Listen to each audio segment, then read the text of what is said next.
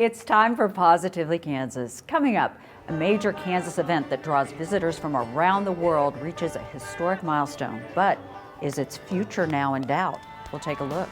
Also, meet the Doogie Howser of Kansas lawyers. He's barely old enough to vote. Plus, in our Kansas Wildlands Report, we'll see why prairie chickens are not just good eating, they're also fun to watch. And Kansas is ground zero for watching them. I'm Sierra Scott. A half hour of information and inspiration is queued up and ready to roll on Positively Kansas.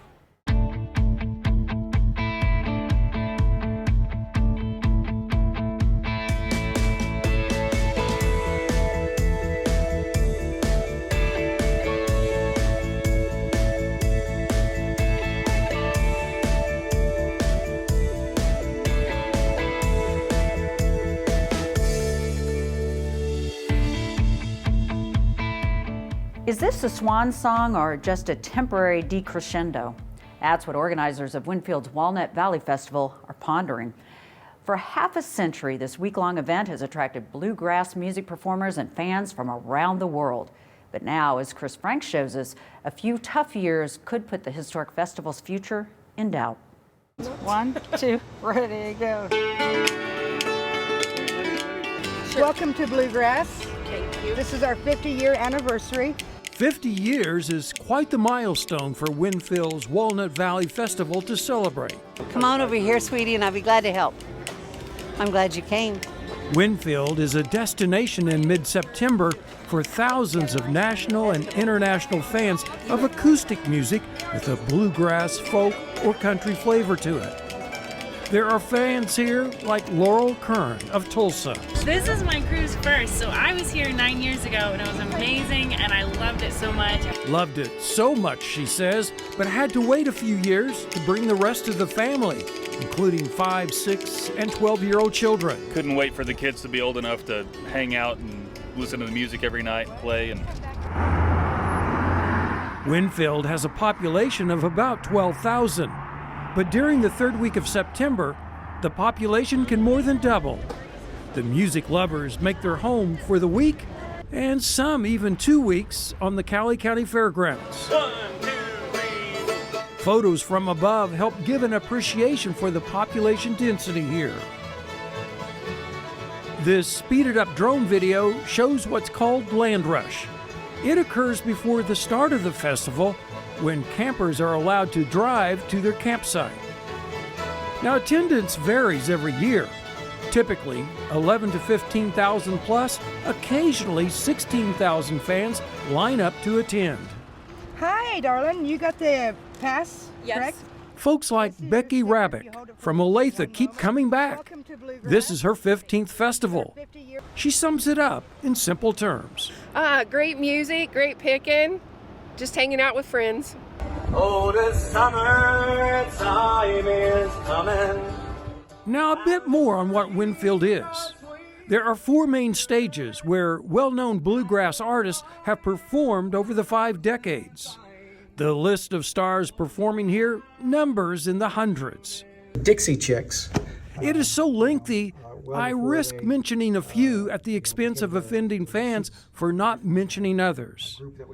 Allison Krauss in Union Station, Merle Travis, the Dixie Chicks, John McCutcheon, 40 appearances, Dan Crary, 24 years, Steel Wheels, 10 times, Linda Tilton, 34 appearances, Doc and Merle Watson, and the list goes on and on and on. After all, there have been 50 live festivals here.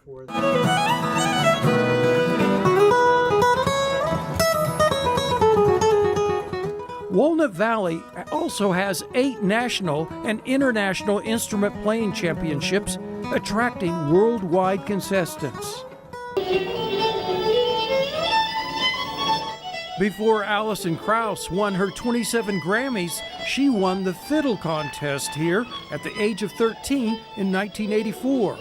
So Winfield has helped launch careers. So a lot of artists who've gone on to prominent careers have had early chances at Winfield to really show their stuff. This all started in 1972 with a very long, well, too long of a name. It was called the Walnut Valley National Guitar Flat Picking Championships Festival. After some variations on the name, they settled on the shorter and easier name, the Walnut Valley Festival.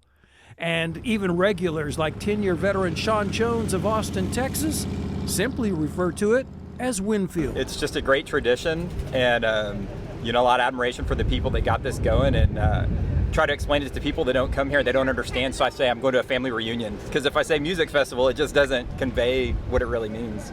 And Walnut Valley is like a family reunion to frequent attenders. May I see your wristband? There is a local pride amongst those who've worked the festival over the decades. You're about to enter the best festival ever on earth. Enjoy yourself. These three are credited with founding the festival. Stuart Mossman on the left, Joe Murrett in the middle, and Bob Redford on the right. Eventually, Redford bought out Mossman and Murrett's festival ownership shares, making Bob and Kindred Redford the sole owners. 50 years, it's a long time to be running a music festival. 50 years is an achievement worth celebrating, says Executive Director Bart Redford, son of festival co-founders Bob and Kendra Redford. First and foremost, a real feeling of pride in terms of the people that have been working to carry this on for years and years and years. So for 50 years, acoustic music fans have been filling these grandstands here at the Cowley County Fairgrounds. Now you'd think with the Walnut Valley Association eclipsing the golden anniversary, they know what they're doing and should have another 10 or 20 year run in them. Not so fast, says Bart Redford. They're dealing with an economic drought and the future is somewhat in doubt. Is there going to be a 51? There's going to be a 51. We're already committed to that. Where we go after that is an open question. We're at a point where we've got to make it in order to continue on. No festival out there, no venture that you can think of continues operating at a loss indefinitely. Well, you heard Redford say operate at a loss. Celebrating the 50th, he says, was costly. We spent more than we usually do in order to have a lineup that embodied, I guess, the spirit of 50 years of Walnut Valley Festival. But he says the fewer than 11,000 in attendance didn't cover the cost. So Redford says they dipped into reserve funds to make ends meet. Redford acknowledges low attendance threatens the future of the festival. There wasn't a festival here in the pandemic shutdown year of 2020, which is why 2022 became the 50th year rather than 2021. Absolutely, because of the pandemic year, the year that there was not an in-person festival. Instead, they held the Walnut Valley Virtual Festival. Redford says he's grateful there was government COVID relief money then, otherwise office staff would have been furloughed. And the reopening year of 2021 saw attendance under 8,000, which is lower than years the festival dealt with flooding. We're still building back after COVID. A lot of venues are, but at the same time, it's combined with high costs. The inputs have really risen, for us. Early bird tickets were $80. They are $100 in 2023. Redford says gate costs are going to be up as well due to inflation. The Festival Association has dealt with financial issues since the beginning in 1972. They planned a budget of $10,000. They spent almost $20,000. They made back almost $10,000. Seth Bate authored the book Winfield's Walnut Valley Festival. The book is part of the 50th celebration. It tells the festival history in detail with chapter contributions from several who've contributed to the festival's success. Bate and Redford say the festival is now embraced and accepted by most in the Winfield community, but both say it wasn't that way in the beginning. Early on, there were a lot of people who were skeptical and a few people who were openly opposed to the idea that this festival, bringing in all these countercultural elements, was here in our small community. Redford says they're well past that early skepticism. People were really concerned about a huge crowd out there, a bunch of hippies, from their, perception out there, and skinny dipping and being on grounds. And a community of thousands, like a city of thousands, will have participants of various cultures. But what unifies everyone here is the music. 1, 2, 3. Camping trailers are strategically parked to form spaces for musicians to gather and make music. You can find single players, groups, a few, or as many as this orchestral-sized group of nearly 30 musicians making music.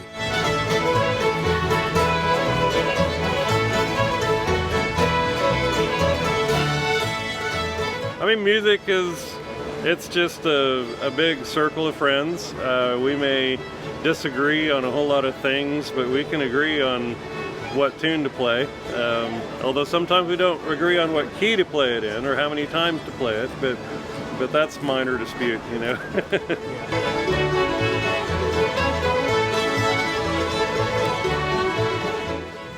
Even those who've come here year after year are amazed with the festival's longevity.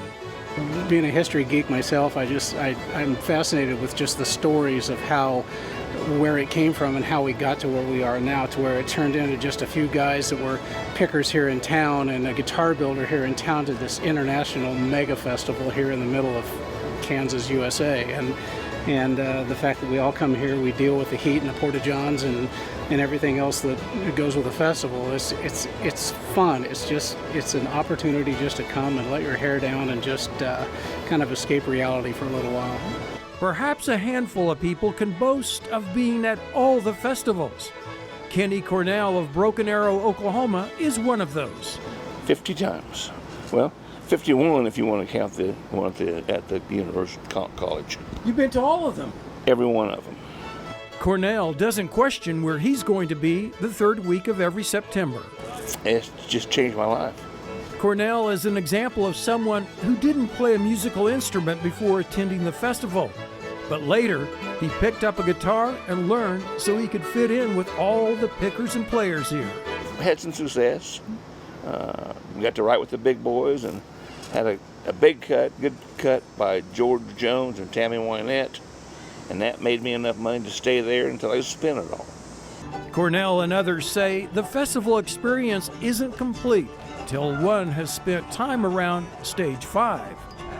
Well, Stage 5 it's actually a 1954 Chevy 1.5-ton truck, and we built this stage on the back of it, and mainly it's for amateur musicians who really probably never ever get an opportunity to play up at the main stages, and so it's just an outlet for them to be able to come and play and share music with mainly their peers, not all their peers, other folks that are just enthusiasts, but there's always lots of musicians in the audience here. And they are well received here.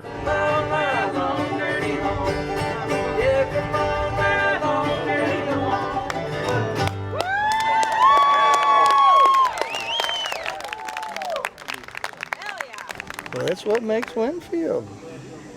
There's nothing better than this place lit up at night at about 10 o'clock, and things are bouncing and happening, and people are just having a great time. And we'll all go together. But along with all the good times, the successes, and friends made, there are the challenges and questions about the future. Redford says they think about ways to cut costs without hurting the experience.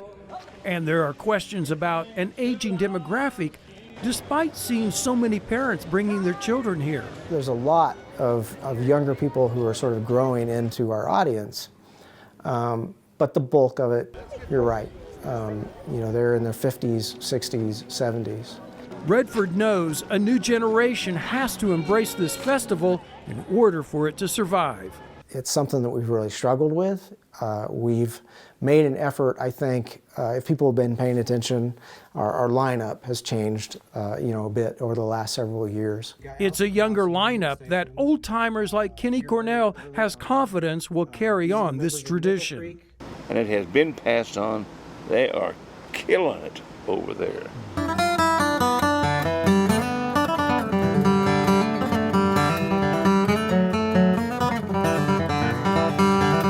I mean, these kids are playing it's phenomenal how good they are.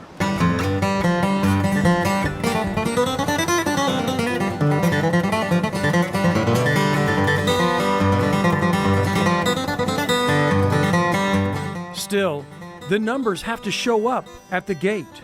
But this has been a prolonged drought, for us, and we're optimistic. We're putting together our lineup right now, and we're really excited about some of the people we're bringing in. But we've got to see people down on grounds if we're going to continue. There's been a downward trend in attendance since the peak year of 2002, but the pandemic hurt more than even the flood years when the campgrounds were underwater and the festival had to be relocated. And like a farmer dealing with a prolonged drought, eventually rain has to come to make a crop. And the numbers here need to rise to continue this musical tradition. But as I said, we can't weather the storm for another 2 or 3 years. It's at some point we just have to say we had a good run. And what folks here don't want to hear is the sound of silence at the Cowley County Fairgrounds the third week of September. This is Chris Frank for Positively Kansas. Planning is well underway for at least the next Walnut Valley Festival. It's traditionally held every year during the third week of September. Some people are late bloomers. Others get out of the gates quick in life. This next story is about a Wichita attorney who's barely old enough to vote. Anthony Powell shows us how this young barrister is handling the high-stakes, high-pressure business of law. Who graduates from Ulysses High School and Harvard undergrad in the same week? Braxton Morale, that's who. Watching the 20-year-old work as a civil litigation attorney at the prestigious Eastside Wichita law firm DePue, Gillen, Rathbun, and McIntyre, you have to remind yourself that it wasn't long ago he was in high school, and that when hired by the firm, he couldn't legally go out with the other attorneys and have a drink. People think I'm just a young-looking attorney. He's the youngest lawyer in the United States. Neil Patrick Harris stars as Doogie Howser. Yes, he's heard the Doogie Howser references. Growing up in tiny Ulysses, Kansas, Braxton displayed innate intelligence at a very young age. He was so inquisitive, with an insatiable thirst for learning. Once, I started getting going in kindergarten, first grade, second grade, they would move me up for, class here, class there, and it would go from there. Skipping grades, taking college classes in the 6th grade. It was all part of Braxton's childhood. But not just any college classes. He got accepted to Harvard during high school and took online classes and summer classes on campus. His extraordinary accomplishments drawing national media attention. Ulysses, Kansas is a long way from anywhere. The closest Walmart is an hour's drive. But in this inconspicuous prairie town lives standout high school senior Braxton Morale. After getting his high school diploma and Harvard degree in the same week, it was on to Washburn University for law school. He passed the bar in early 2022. What's up, Braxton? Hi, how are you? I'm not as awesome as you, but congratulations. You're just extraordinary. So where were you when you found out that you passed the bar? Braxton went on to work for his firm in August of 2022. He's loving it so far. I wouldn't call it stressful, but it's a career where you had to be more engaged than, certain others. I mean, I don't have a very good reference point because I've really never done anything else. Braxton does admit to having some shortcomings that keep him grounded. Forgetting to, poke holes in food I'm cooking so it blows up in the microwave, forgetting to pay attention when I'm pouring stuff so it spills all over the floor, that sort of thing. So you are mortal after all. You can't reveal those secrets, but... In case you couldn't tell, despite his very impressive accomplishments, for someone of any age, let alone his, Braxton's a very humble guy. But there's plenty of other people here in his law firm that don't mind talking him up a bit. If I had been in his shoes, you wouldn't be able to get through, I wouldn't be able to get through the door, my head would be so big. But he just is very humble. Randy Rathman is a partner at Braxton's firm. Rathman knows Braxton's family from doing some work for them. He remembers Braxton at age 10. I mean, the first time I met him, he came up to court with us, and he just was fascinated by the whole project. I mean, he was just sitting there listening, and afterwards he just peppered me with questions. Rathman knew there was something very, very special about this kid. I watched him debate in high school, and he would have been like, a 13-year-old kid arguing with seniors, and he just was tearing them apart. And despite him being so young, Rathman didn't hesitate a bit when he made Braxton an offer to come work for him. He's a workhorse. I can't keep enough work on his desk. He's always asking for more. Rathman says he often has to remind himself of Braxton's age. He probably goes home after work and plays video games. Well, I play a lot of video games. As for the future, Braxton sees himself practicing law for many years, but he's also got a passion for politics. Please remember where you heard it first. I'll tell you what, I'm running for president in 2040. I'll tell you right now, you can put that on the 2040 on the marquee. Okay. And with all that he's already accomplished, President morale doesn't seem out of the question at all. For Positively Kansas, I'm Anthony Powell. His parents say they started noticing their son's abilities when he was just 2. He understood concepts way beyond his age, and by age 5, they say his vocabulary was so sophisticated he could have mature conversations with adults. Kansas is tops in the nation for a lot of things, but did you know it's the #1 state for watching prairie chickens in the wild? Well, that's what photojournalist Mike Blair says in this week's edition of Kansas Wild Edge.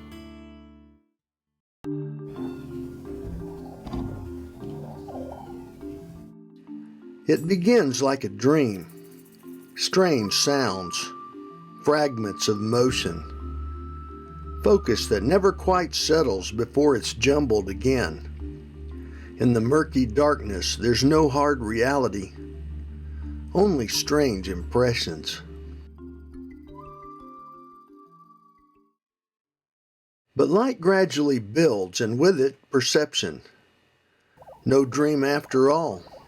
This is a dance, a rare but beautiful April ball that occurs only in the last great grasslands of America. And its dancers are birds, tawny, striped, all but invisible when immobile in the prairie grass. But that's seldom the case when morning sunlight first touches the dancing ground. It's courting time for prairie chickens. It's called a lek, this special meeting place where males jump and display. It's noisy and boisterous, and hens are drawn from a mile or more away. But don't look for leks just anywhere. They're always near prime nesting habitat, and that means high-quality, unbroken grasslands all around. Prairie country. The lek itself is usually marked by short grass where bowing males can show off their moves to best advantage. But even then, the cocks often vault high in the air in a display known as flutter jumping. Spring males hop into the air again and again, calling and fluttering in an odd, clumsy-looking exhibition that serves as a visual attention getter above the waving grass tops. And along with raucous sounds, this visual flash draws distant hens to the party.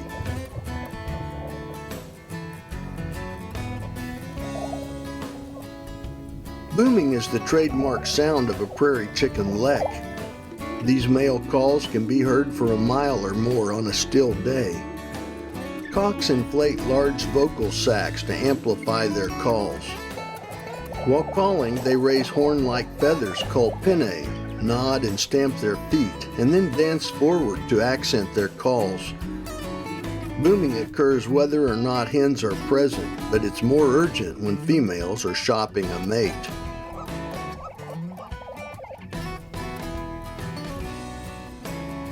The Midwest has two prairie chicken species. Greater prairie chickens live in tall and mid-grass situations. Lesser prairie chickens prefer arid, short grass western prairies.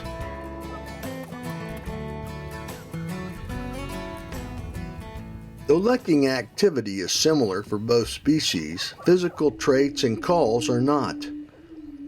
Greater prairie chickens, more common and slightly larger, have yellow gular sacs and produce a hollow sound not unlike a human blowing across the top of an empty bottle. Lesser chicken males have red gular sacs and they produce a bubbling call. Their booms are described more as gobbling.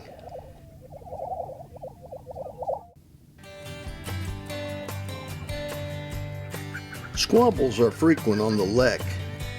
While hens are absent, males constantly challenge each other along invisible lines, often sitting beak to beak and scolding their warnings. Fights are usually brief, but sometimes they go on for minutes. Birds peck each other, pull feathers, and chase each other on foot. Aerial battles are usually momentary, and slow motion reveals far more contact than is evident to the eye.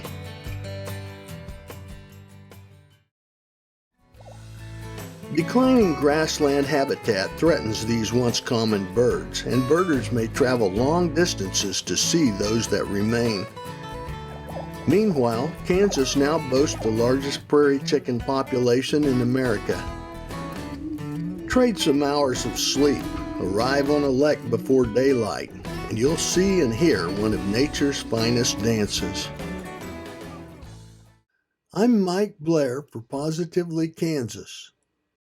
Well, that's a wrap for this week. Positively Kansas at kpts.org is our email address if you have a question or comment. I'm Sierra Scott. Thanks for watching. We'll see you again soon.